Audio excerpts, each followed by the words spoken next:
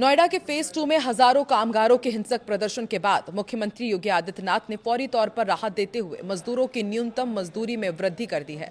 साथ ही सरकार ने कामगारों की न्यूनतम वेतन को निर्धारित करने के लिए वेज बोर्ड के गठन का भी निर्देश दिया है। वेज बोर्ड की सिफारिश के बाद कामगारों की सैलरी में बढ़ोतरी की बात कही जा रही है। नमस्कार, मैं हूं आकांक्षा और आप देख रहे हैं न्यूज 18 का डिजिटल प्लेटफॉर्म। योगी सरकार ने मजदूरों को बड़ी राहत दी है।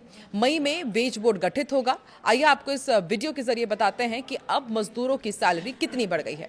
नोएडा की फैक्ट्रियों में काम करने वाले मजदूरों के उग्र प्रदर्शन के बाद उत्तर प्रदेश की योगी आदित्यनाथ सरकार ने श्रमिकों और कर्मचारियों के हित में एक महत्वपूर्ण फैसला लिया है। हालिया विरोध प्रदर्शन के बाद सरकार ने न्यूनतम मजदूरी में अंतरिम वृद्धि की घोषणा कर दी है और ये बढ़ोतरी 1 अप्रैल से प्रभावी होगी। साथ ही मई 2026 में एक नया वेज बोर्ड गठित किया जाएगा जो लंबे समय से लंबित आधारभूत न्यूनतम मजदूरी दरों का पुनर्निर्धारण करेगा। ये फैसला मुख्यमंत्री योगी आदित्यनाथ द्वारा गठित उच्च स्तरीय समिति की सिफारिश पर लिया गया है। श्रम एवं रोजगार मंत्री अनिल राजभर ने कहा है कि सरकार का मुख्य लक्ष्य औद्योगिक विकास के साथ साथ मजदूरों के हितों की रक्षा करना है। उन्होंने पिछले 9 वर्षों में राज्य में मजदूर अशांति ना होने का जिक्र करते हुए कहा कि नोएडा के प्रदर्शन को कुछ तत्वों द्वारा भड़काया गया था। नई अंतरिम मजदूरी दरें क्या होंगी वो भी आपको बताते हैं। तो देखिए, नोएडा गाजियाबाद क्षेत्र में लगभग 21% बढ़ोतरी की गई है। इसके तहत अनस्किल्ड मजदूर की सैलरी 11,313 रुपए से बढ़ा करके 13,690 रुपए हर महीने कर दी गई है। अर्धकुशल मजदूर को 12,445 रुपए से बढ़कर अब 15,059 रुपए मिलेंगे और कुशल मजदूर को 13,940 रुपए से बढ़कर अब 16,868 रुपए दिए जाएंगे। इसी तरह अन्य नगर निगम और नगर पालिका क्षेत्र में अकुशल मजदूर को 13,006 रुपए और अर्धकुशल को 14,306 रुपए और कुशल को 16,025 रुपए मिलेगा। शेष जिलों में अकुशल को 12,356, अर्धकुशल को 13,591 और कुशल को 15,224 रुपए मिलेंगे। ये नई दरें महंगाई भत्ते यानी कि डीए सहित है। इससे पहले साल 2014 में अंतिम बार आधारभूत मजदूरी तय की गई थी, जिसके बाद केवल महंगाई भत्ता हर 6 महीने में बढ़ाया जाता था। वेज बोर्ड का गठन 12 वर्षों के अंतराल के बाद हो रहा है। सामान्यतः इसे हर 5 वर्षों में बनाया जाना चाहिए। नया बोर्ड केंद्र सरकार द्वारा जारी फ्लोर वेज के बाद आधारभूत दरों का वैज्ञानिक तरीके से निर्धारण करेगा। इसमें आधारभूत मजदूरी और महंगाई भत्ते को अलग अलग रखा जाएगा, जो पहले एक साथ होते थे। सरकार ने स्पष्ट किया है कि सोशल मीडिया पर 20,000 रुपए मासिक न्यूनतम मजदूरी की अफवाहें पूरी तरह गलत है। अंतिम दर वेज बोर्ड की सिफारिशों के आधार पर ही तय होंगी। नोएडा फेज 2 में हजारों मजदूरों के प्रदर्शन के बाद सरकार ने त्वरित कदम उठाया है।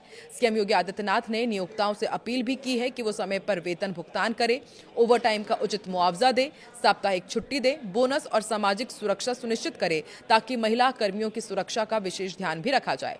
श्रम मंत्री ने मजदूरों से भी अपील की है कि वो किसी भी उकसावे में ना आए और कानपुर जैसे उदाहरण से सबक लें, जहां अशांति से उद्योग बंद हो गए थे। यह अंतरिम बढ़ोतरी नए श्रम संहिता के अनुरूप है और मजदूरों को तत्काल राहत प्रदान करेगी। हालांकि वेज बोर्ड के गठन के बाद न्यूनतम मजदूरी में और बड़े बदलाव की उम्मीद है, जिससे राज्य के लाखों औद्योगिक और असंगठित क्षेत्र के कामगारों को फायदा पहुंचेगा। नोएडा में मजदूरों के हंगामे और विरोध प्रदर्शन के बीच मुख्यमंत्री योगी आदित्यनाथ ने मुजफ्फरनगर से सीधा और कड़ा संदेश भी दिया। उन्होंने श्रमिकों को सावधान करते हुए कहा कि कुछ लोग प्रदेश की तरक्की और सुख शांति को रोकने के लिए साजिश रच रहे हैं। सीएम ने कोरोना काल की याद दिलाई और भरोसा दिया कि डबल इंजन की सरकार हर मुश्किल वक्त में मजदूरों के साथ खड़ी है और उनके हितों की रक्षा के लिए पूरी तरह प्रतिबद्ध है। उन्होंने श्रमिकों और कंपनियों में काम करने वाले लोगों से अपील की कि वो किसी के बहकावे में न आए। सीएम ने साफ कहा कि कुछ लोग प्रदेश की शांति को अशांति में बदलने के लिए साजिश रच रहे हैं। ऐसे लोगों से बचकर रहने की जरूरत है। उन्होंने भरोसा दिलाया है कि डबल इंजन की सरकार हमेशा श्रमिकों के साथ खड़ी है। मुख्यमंत्री ने श्रमिकों को याद दिलाते हुए कहा कि मुश्किल वक्त में सरकार ने कभी उनका साथ नहीं छोड़ा है। उन्होंने कहा, याद करिए कोरोना के उस कठिन समय में जब सब डरे हुए थे, हमारी सरकार ने अपनी गाड़ियां लगाकर आप सभी को सुरक्षित घर पहुंचाया और क्वारंटीन सेंटर में रुकवाने की पूरी व्यवस्था की। पीएम मोदी के नेतृत्व में हमारी सरकार सुरक्षा, सुशासन और सेवा का मॉडल खड़ा कर रही है।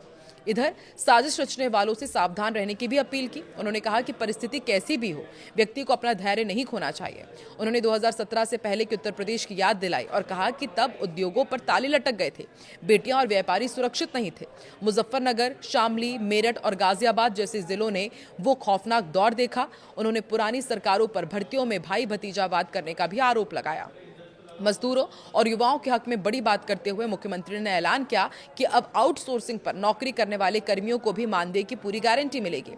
उन्होंने कहा कि जहां पहले ट्रेनिंग के नाम पर कुछ नहीं होता था, आज प्रदेश के 60,000 नौजवान ट्रेनिंग लेकर अपने भविष्य को संवार रहे हैं। वैश्विक हालात पर बोलते हुए सीएम योगी आदित्यनाथ ने पाकिस्तान और दुनिया के अन्य देशों की तुलना भारत से की और कहा कि गल्फ वॉर के बाद पेट्रोल के दाम दुनिया में 4 गुना बढ़ गए हैं, लेकिन पीएम मोदी के कारण भारत में रेट कम है। उन्होंने पाकिस्तान पर तंज कसा और कहा कि वहां लोग खाने के लिए मोहताज हो रहे हैं, उनकी तो नियति ही भूखे मरना है। जो सुख की अनुभूति आज हम भारत में कर रहे हैं, क्या वो पाकिस्तान में संभव है? श्रमिकों के लिए सरकार ने बड़ा कदम उठाया, कमेटी का गठन किया है। मुख्यमंत्री के निर्देश पर श्रम विभाग ने श्रमिकों के हित में महत्वपूर्ण फैसला लेते हुए नोएडा में औद्योगिक असमंजस्य को दूर करने के लिए एक उच्च स्तरीय समिति का गठन किया है। शासन द्वारा गठित ये समिति श्रमिकों और स्टेक होल्डर्स के बीच बातचीत कर समस्याओं का समाधान निकालेगी। इस समिति की कमान औद्योगिक विकास आयुक्त को सौंपी गई है, जबकि अपर मुख्य सचिव, एमएसएमई और प्रमुख सचिव को सदस्य के रूप में शामिल किया गया है।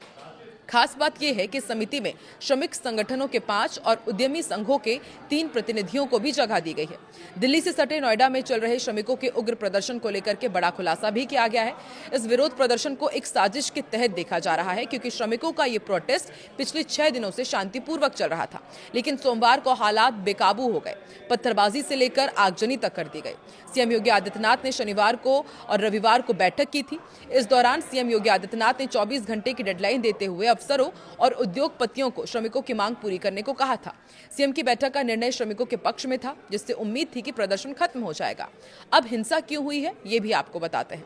सीएम के निर्देश पर श्रमिक मान जाते, वो काम पर चले जाते, तो सरकार के खिलाफ दहशत और माहौल पैदा नहीं हो पाता।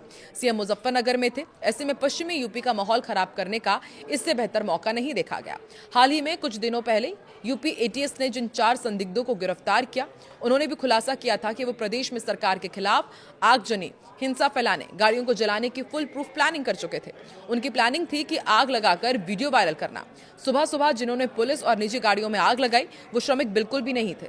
हिंसा करने वाले 18 और 20 साल के लड़के थे, जो खुद आग जलाकर वीडियो बना रहे थे।